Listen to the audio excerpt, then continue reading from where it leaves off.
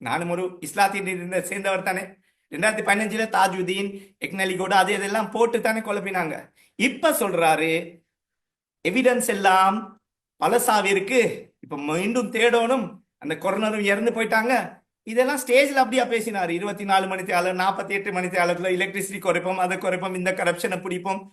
இன்னமும் ரணில் விக்ரமசிங்க இருந்த ஃபைனான்ஸ் செக்ரட்டரியை வச்சுக்கிட்டு இருக்கிறாரு. வச்சுக்கிட்டு இருக்கேன்னு சொன்னா அந்த பொசிஷன்லாம் வச்சுக்கிட்டு இருக்கிறாரு. அதோட எங்கட சென்ட்ரல் பேங்க் கவர்னர், என்ன வங்கின்னு சொல்லுவீங்க, சென்ட்ரல் மத்திய வங்கி, அதுட அந்த டைம்ல இருந்தவங்களை தான் வச்சுக்கிட்டு இவங்களுக்கு ஓட இயலாது. இவங்களுக்கு அந்த விமர்சனம் செஞ்சு பழகி போயிடுச்சு.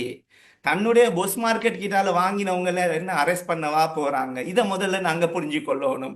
இது புரியாத இலங்கை உள்ள முஸ்லிம் மக்கள் ஏமாத்தப்பட்டாங்க.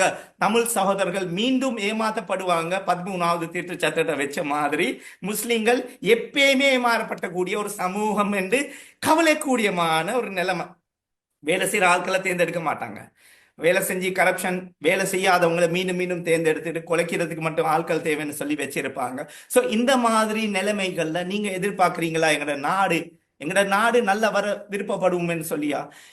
சான்ஸே குறவு. எனக்கு கவலையா இருக்கு. நான் என்ன பிள்ளைகளுக்கு சொல்லி இருக்கிறேன், எங்க உங்களுக்கு வேலை சொல்லக்கூடாது நான் அது. ஆனா ஒரு தகப்பனாவி 3 பிள்ளைகள் இருக்கிறாங்க எனக்கு, அவங்களுக்கும் சொல்லி இருக்கிறேன், நல்ல சந்தர்ப்பம் பண்ணா போங்க. போன வருஷம் மட்டும் 3,62,000 இளைஞர்கள் இலங்கையிலிருந்து வெளியே போயிருக்கிறாங்க. அந்த குடும்பக்காரங்க இருப்பாங்க, பெண்கள் இருப்பாங்க, ஆண்கள் இருப்பாங்க, இளைஞர்கள் இருப்பாங்க. எங்கட கல்ச்சர் போகும்.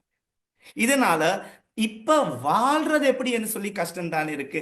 அரசியல் ரீதியா நீங்க ஒன்றுமே நலவு எதிர்பார்க்க இயலாது இந்த கடைசி வர்ற 6-8 மாசங்கள்ல. என்றால் இப்ப உள்ள மேல்மான ஆளுநர் நல்ல மனுஷன், அவர் வேலை செய்யறதுக்கு இருக்கான, அவருக்கு எங்க சப்போர்ட் கிடைக்குது. ஒழுங்கான ஒரு அமைச்சர் இருந்து அவரை கூட்டிக்கிட்டு போயிருப்பாரு, இருக்கிறாரா? ஒரு பிரசன்டபிள் ஆன ஆள் உண்டு. ஒரு பிரசன்டபிள் ஆன ஆள் வெளிநாடு தூதுவர்களோட கத்தி நின்று. இப்ப ஏசிய சமிட் இருந்தாங்க இதுக்கு முதல், சரி, லக்ஷ்மண் கதிர்கமர் அவர்கள் இருந்தாங்க. அவங்களோட அரசியல் கோட்பாடு அது நான் பேச இது. ஆனா எத்தனை பேர் இருந்தாங்க இதுக்கு முதல்? அவங்கள்ட்ட ஒரு ஒரு கேம் ஒன்று இருந்துச்சு, ஒரு பர்சனாலிட்டி ஒன்று இருந்துச்சு. இப்ப எங்க இருக்கிறாங்க? எங்கேயோ இருந்தவங்கள போட்டு எங்கட ஆட்களும் போட்டு ஓட்ட கொடுத்துட்டு தடமாறிக்கிட்டு இருக்கிறோம். ஸோ சரியான உரிமைகள் கேபினட்ல இலங்கையில முஸ்லீம்களை விரட்டி விட்டு நீங்கள் எங்களுக்கு தேவையில்ல.